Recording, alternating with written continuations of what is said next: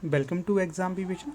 तो दोस्तों ये है हमारा HP B.Ed का जो एंट्रांस हुआ था उसका दूसरा पार्ट। इससे पहले हमने एक पार्ट को डिस्कस कर लिया है। अगर अभी तक आपने उसे नहीं देखा है तो उसे भी जाकर देखिएगा। काफ़ी महत्वपूर्ण क्वेश्चन उसमें भी आपको बताए गए हैं। आगामी परीक्षा हेतु काफ़ी महत्वपूर्ण साबित होंगी ये वीडियोज़। ठीक है, तो चलिए ज़्यादा समय न लेते हुए शुरू करते हैं आज के लेक्चर को।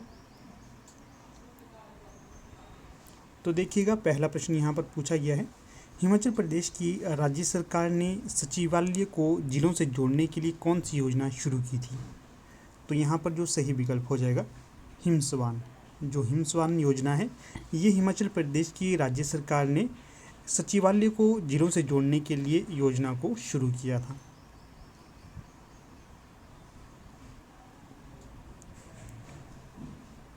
अगला प्रश्न, निम्नलिखित में से कौन सा हिमाचल प्रदेश में पुरातात्विक खोजों का स्थान नहीं रहा है? तो सही विकल्प हो जाएगा यहाँ पर धर्मपुर। जो धर्मपुर है ये हिमाचल प्रदेश में पुरातात्विक खोजों का स्थान नहीं है। बाकी नालागढ़, सुकेती, कल्पा ये तीनों ही इसके स्थान रहे हैं पुरातात्विक खोजों के। अगला प्रश्न देखिएगा, हिमाचल प्रदेश की इनमें से किस झील का आकार सोती हुई महिला के आकार की तरह है? तो यहाँ पर जो सही विकल्प हो जाएगा तो वो हो जाएगा आपका विकल्प सी, रेणुका झील। अगले प्रश्न की ओर रुख करते हैं। अगला प्रश्न है, किस वंश के शासनकाल में हुणों ने हिमाचल पर आक्रमण किया था? तो जो गुप्ताज थे, गुप्त शासन था, उस समय हुणों के द्वारा भारत में आक्रमण किया गया था और हिमाचल में भी उसी समय किया गया था।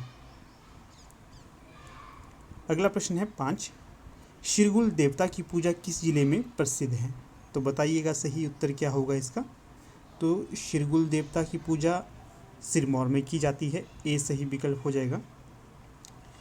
अगला प्रश्न है, हिमाचल प्रदेश का एकमात्र समाचार पत्र कौन सा है जिसमें अलग अलग जिलों का विलोपन मिलता है?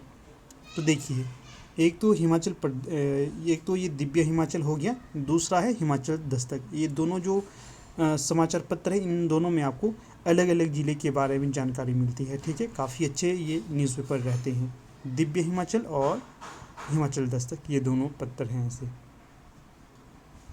अगला प्रश्न 7, हिमाचल प्रदेश के मूल निवासी किस समूह के लोग थे? तो हिमाचल प्रदेश के जो मूल निवासी थे ये पूछा गया किस समूह के थे? तो यहाँ पर जो सही विकल्प हो जाएगा 7वें का,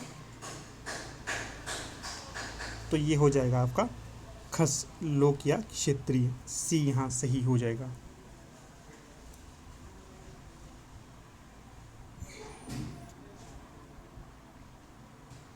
फिर अगला प्रश्न यहाँ पर दिया गया है, निम्नलिखित में से कौन सी चोटी लाहौल और स्पीति जिले में स्थित नहीं है? तो जो सही विकल्प हो जाएगा यहाँ पर जौरका डेन ये जो चोटी है ये नहीं होगी। अगला प्रश्न है 9, हिमाचल सरकार किस योजना के तहत गरीब बच्चों के लिए बैंक डाकघर खातों में पैसा जमा कराती है? तो जो सही विकल्प यहाँ पर होगा तो ये होगा बाल बालिका सुरक्षा योजना। तो डी यहाँ सही विकल्प हो जाएगा। अगला प्रश्न है, शिमला में 1942 के भारत छोड़ो आंदोलन का नेतृत्व किसने किया?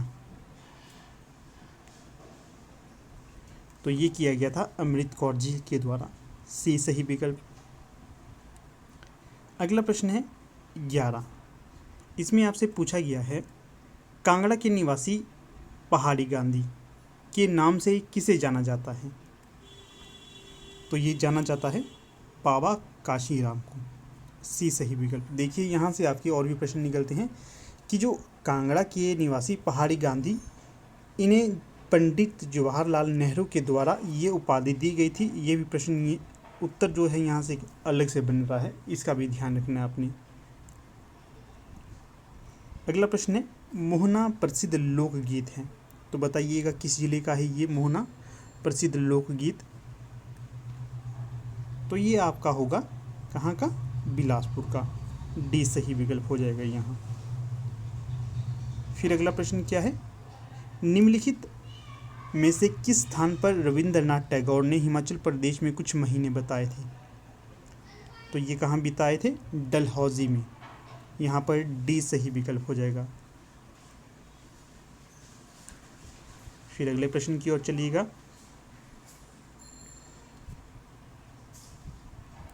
हिमाचल प्रदेश में दुर्लभ लाल गले वाली कवरें कहाँ हैं?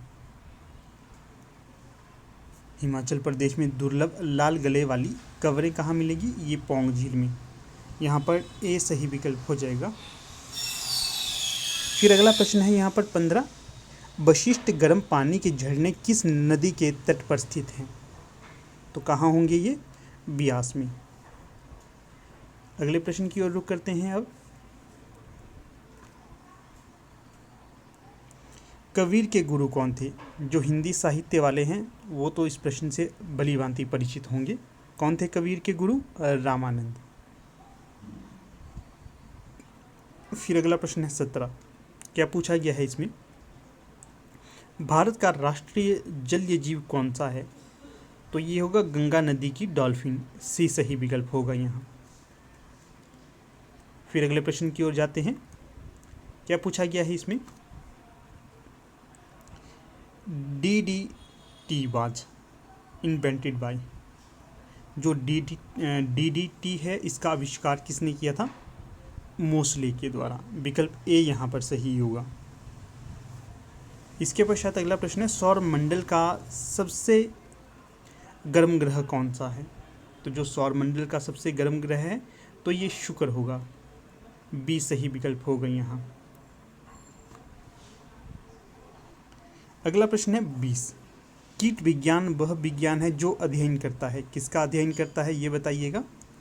तो ये करता है कीड़ों का अध्ययन। सी सही विकल्प हो जाएगा यहाँ। ठीक है, थोड़ा सा बैकग्राउंड में आपको नॉइस सुनाई दे रहा होगा, आपको इसको साइड करना है, डिस्टर्ब नहीं होना, इससे मेरी आवाज़ पे फोकस करना है। ठीक है, थोड़ा सा यहाँ पर कंस्ट्रक्शन का काम चला हुआ जिस कारण ये शोर है यहाँ पर। फिर देखिए अगला प्रश्न यहाँ पर पूछा गया है, शिवमोगा हवाई अड्डे का उद्घाटन हाल ही में किस राज्य या केंद्र शासित प्रदेश में किया गया? तो ये किया गया था कर्नाटक में। अगला प्रश्न है 22, अंतर्राष्ट्रीय बौद्धिक संपदा सूचकांक 2023 में भारत का रैंक क्या है? तो सही विकल्प हो जाएगा 42। सी सही विकल्प होगा यहाँ पर।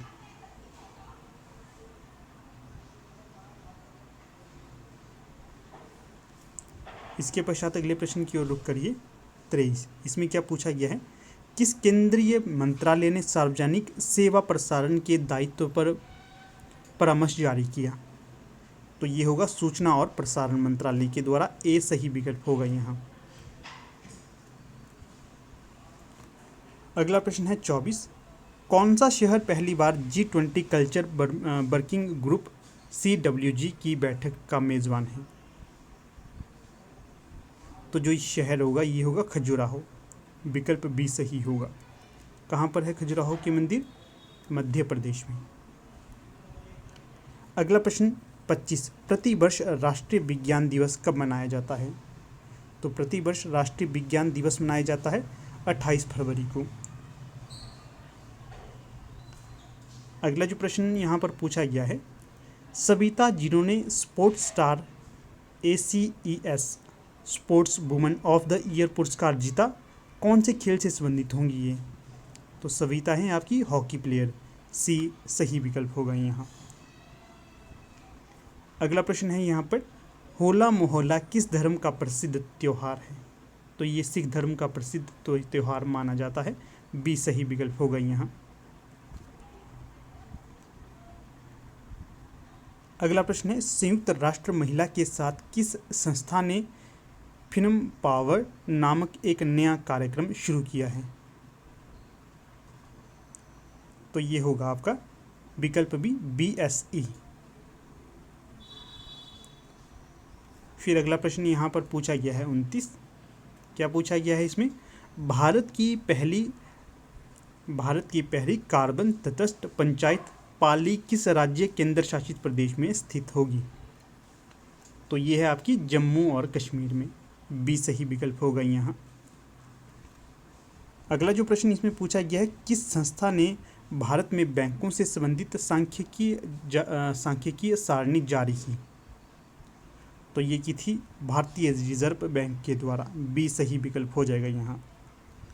तो देखिएगा जो जीके सेक्शन था यहाँ पर हमने देख लिया, सारे काफ़ी महत्वपूर्ण प्रश्न हैं, इनको नोट अवश्य करिएगा अगर आपको ये नहीं आते होंगे, क्योंकि भविष्य में कोई भी परीक्षा होगी वहाँ पर यहाँ से प्रश्न अवश्य रिपीट होने की संभावना रहती है। ठीक है, तो चलिए अब यहाँ पर अपनी वीडियो का समापन कर लेते हैं। धन्यवाद।